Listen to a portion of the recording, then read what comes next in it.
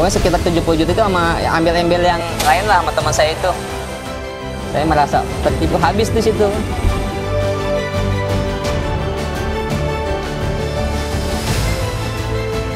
Ya udahlah, Bu, kalau Rizal mau, abang nggak bisa ngasih uang.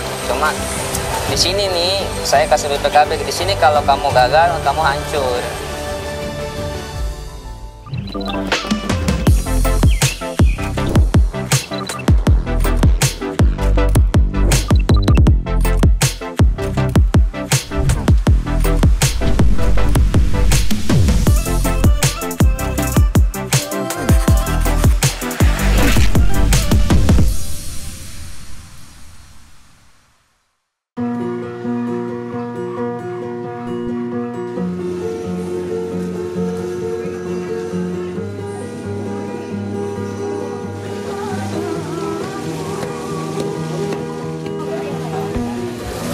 Baik, Assalamualaikum, nama saya Rizal. Alamat saya di Teluk Naga ya. Sekarang sedang mengelola bisnis ikan segar air tawar hidup. Ya awalnya sih, pertama kan sebelumnya saya kerja di retail ya. Kerja di retail itu COVID biasa. COVID terus diberhentikan kan dari tempat kerja. Setelah itu selama 3 bulan nganggur. Kakak saya yang kerja di ikan segar ini sama bos tiap hari ngasihin uang tuh 30.000 ke saya. Soalnya masih punya bayi kan. Sedang ngelihat adiknya kesusahan ya. Ya makan ala kadarnya lah ibaratnya ya. Nah itu saya bersyukur banget tuh dibantu sama kakak saya. Setelah itu saya balik, berhubung di sini nggak ada kerjaan, balik ke kampung istri di Lampung ya. Dan mertua alhamdulillah orang tua dari istri welcome gitu. Jadi makan gak makan di sono aja katanya. Nah setelah di sono 1 bulan saya kerja di kuli apa namanya ya, beras ya, nggak kuat manggul saya, langsung sakit sehari. Akhirnya nggak kuat. Lalu kakak saya tuh telepon nanyain, Jal kerja apa gitu di pabrik beras, emang kuat kerja berat apa kerja berat ya? Ya udah balik aja sini ikut abang katanya. Nah setelah itu ya udah mau nggak mau saya balik. Nah setelah di sana pun waktu COVID kan nggak boleh ya naik mobil bersama ya. Akhirnya saya nyamar jadi kenek kan, nyamar jadi kenek saya dari sana. Ikut mobil kelapa. Ikut mobil kelapa ya nggak tahu saya mau diculik mau apa udah pasrah lah ya. Takutnya namanya orang nggak kenal ya, ikut mobil kelapa saya nyamar jadi kenek. Itu diturunin di Tol Meruya, nggak sampai rumah ikut mobilnya. Di Tol Meruya dijemput sama teman saya. Setelah dari situ besoknya saya jam 4 subuh udah sampai rumah, jam 5 langsung berangkat ke sana, ke tempat kakak saya kerja. Langsung udah nggak mikirin badan lemas atau gimana, langsung kerja. Nah, alhamdulillah di situ saya dapat pemasukan gede gitu ya, menurut saya itu gede lah gitu. Saya seneng tuh, akhirnya saya biasanya kan nggak takut darah gitu, takut megang golok. Biasanya di retail ya bersih. Ya udah akhirnya saya kuatin karena saya berpikir ada istri. Seminggu saya jalanin, saya telepon istri, Ma balik gitu, kondisi insya Allah udah stabil gitu. Akhirnya istri saya balik. Nah dari situ berjalan baik tuh, bos sayang lah ibaratnya ya, senang sama cara kerja. Saya juga cepat belajar, udah bisa lah. Lalu saya dipindah ke lapak. Bos ada cabang 4 kan, di lapak satunya saya sudah megang sendiri. Akhirnya di situ pencapaian sales bagus. Ya udah lama-lama bos makin sayang. Ya namanya di tempat kerja ya ada aja lah. Akhirnya saya ada adu domba tuh.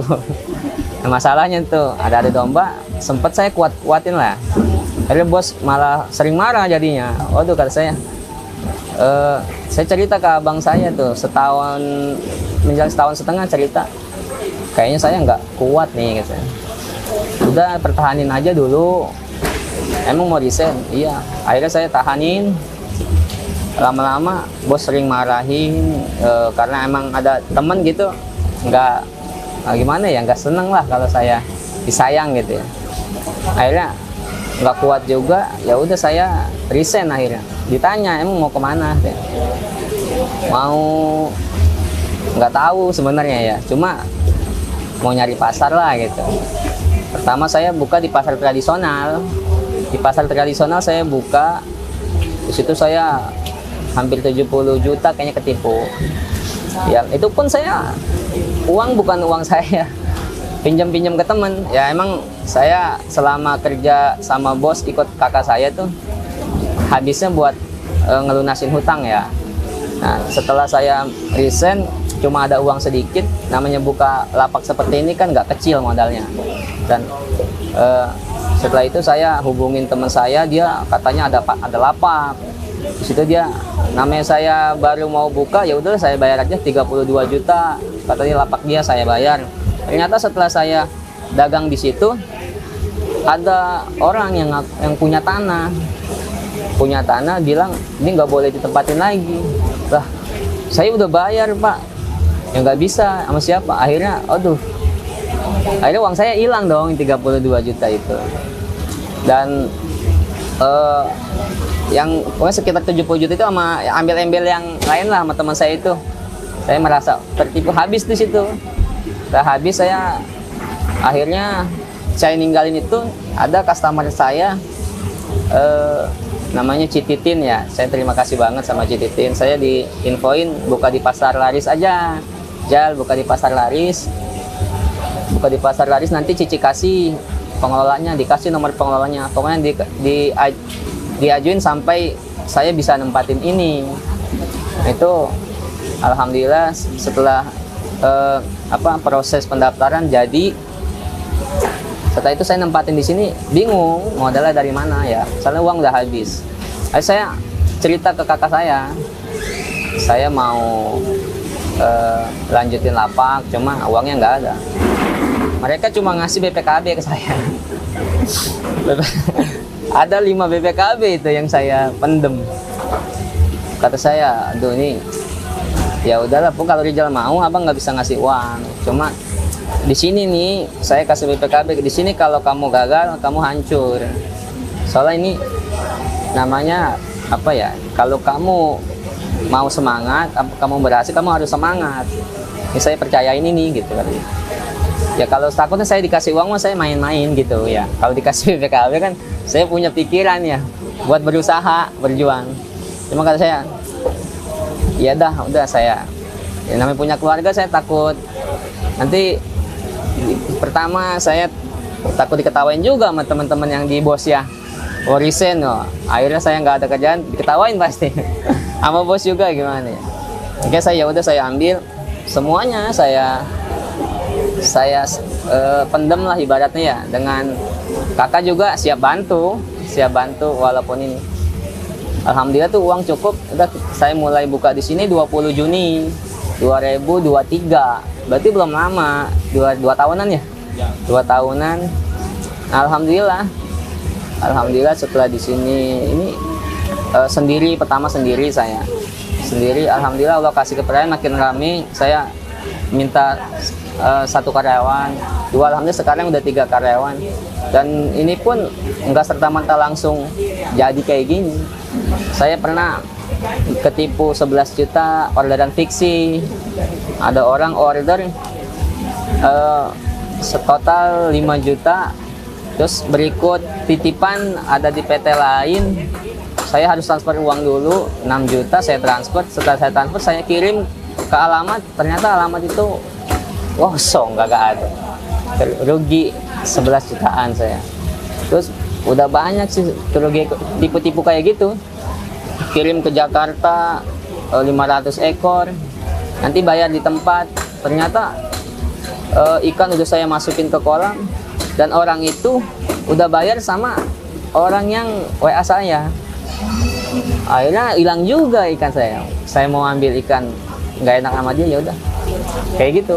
Jadi ada orang WA ke saya, tolong kirim ikan ke sini, nanti bayar di tempat. Setelah saya udah turunin, ternyata orangnya udah bayar sama yang itu.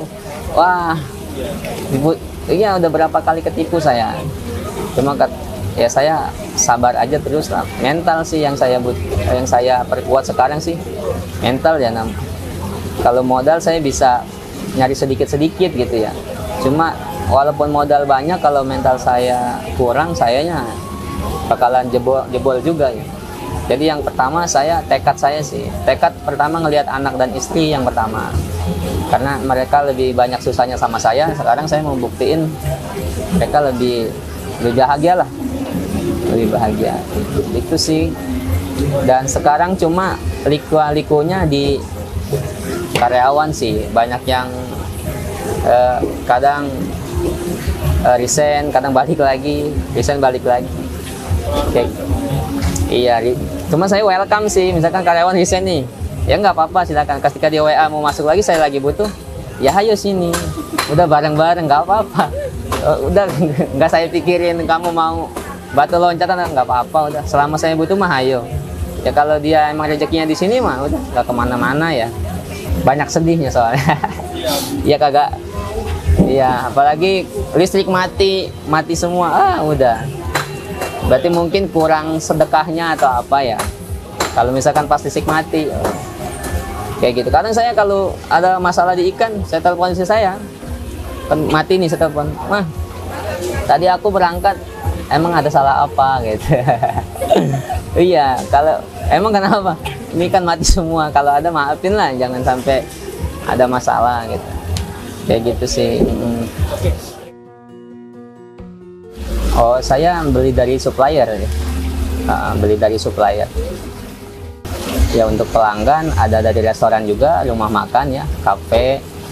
Juga kebanyakan sih dari customer untuk konsumsi sih. Untuk konsumsi ya. Ada juga dari restoran juga ada. Untuk dari restoran minimal sih 20 kilo gitu. Iya, 20 kilo. Semua item pakai. Iya, semua item pakai. Tantangannya ya di harga sih, kalau ikan naik ya sama itu sih stok apa ya, petani. Kalau petaninya gagal kan ikan naik tuh, tantangannya ya itu kalau harganya naik otomatis yang di restoran kan biasanya ada yang kabur gitu kalau kita naikin harga, kalau kita up harga. Kalaupun kita nggak up, yang ada kitanya juga jebol ya. Terus sama karyawan masih gonta-ganti nih. Iya, biasa apa ya, belum nemuin konsep yang pas gitu untuk karyawan. Iya, kalau untuk misalkan ikan datang telat, restoran butuh, paling saya mengajukan opsi aja sih, bisa dikirim lusa ketika stok ready atau bagaimana gitu. Kalaupun dari restorannya maksa untuk kirim hari ini dan kita tidak ada stok, ya kita usahakan terlebih dahulu.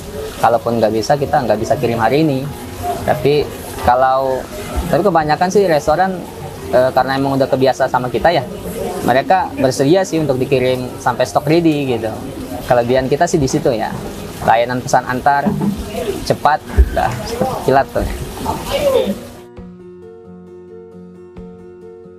Oh iya, kalau untuk pengiriman hidup ada cara khusus ya. Pertama, ikan yang butuh udara kita pakai gas gitu, dalamnya pakai gas. Kalau untuk ikan yang lain gurame, kita pakai wadah yang cukup ya, untuk kapasitas pun tidak terlalu padat gitu. Oh, semua pegawai harus bisa semua sih. Ya pelatihan khusus ada. Apa? Ketika di sini sih, satu hari itu mereka belajar fillet. Ya belajar fillet, khusus belajar fillet sampai mereka bisa. Dari proses ketika anak baru misalkan, dari proses nyisik dulu itu seminggu nyisik, buang kotoran, buang insang seminggu. Setelah itu udah bisa semua, langsung belajar fillet gitu. Ada apa ya, jadi step by step, ada step by step betul. Rencana saya sih banyak ya, cuma ada dua yang ingin saya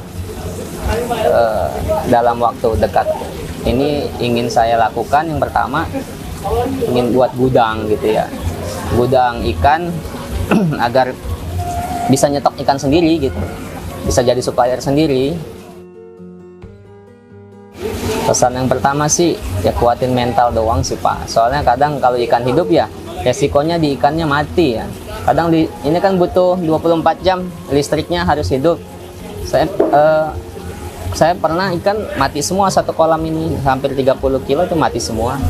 Ya kalau nggak kuat mental kan besoknya udah lemes ya, mikirin gitu. Ya udah tetap tenang aja ketika ada ujian seperti itu. Ya mudah-mudahan besok diganti yang lebih besar. Yang pertama ya harus terampil sih dalam kelola keuangan yang ada. Jangan sampai pengeluaran kita malah ngemakan modal yang ada, yang akhirnya kita malah kehabisan modal. Dan satu lagi sih sama hutang piutang ya, kalau bisa mah dijauhin. Kalau ada customer yang memang kayak restoran butuhnya seminggu atau sebulan bayar, lebih baik sih dihindari. Kalau saya sih TOD sih, transfer on delivery, ikan sampai transfer, paling telat 2 hari boleh. Tapi kalau seminggu sampai 1 bulan, saya nggak sanggup. Ya, kayak gitu aja. Omsetnya ya, nggak tentu sih. Nggak tentu ya. Kadang paling kecilnya sih di 4, kadang paling di ininya di 9, 10. Pokoknya kalau bersihnya di 40, kalau kotornya di paling gede 90, paling kecil kotornya ya di 70-80 per bulan gitu. Ya bagi pelanggan dimanapun berada ya, jangan lupa mampir ke Rizal Gurame, tepatnya di Pasar Laris Kosambi, Cengkareng ya, Jakarta Barat. Kita menyediakan 9 item ikan segar, ikan hidup dengan harga terjangkau ya, bisa potong sesuai selera, bisa diantar juga sampai ke tempat Anda. Untuk jarak yang 3 km ke atas kita ada tambahan biaya ya per kilometer. Tapi untuk di luar 3 km kita gratis ongkir.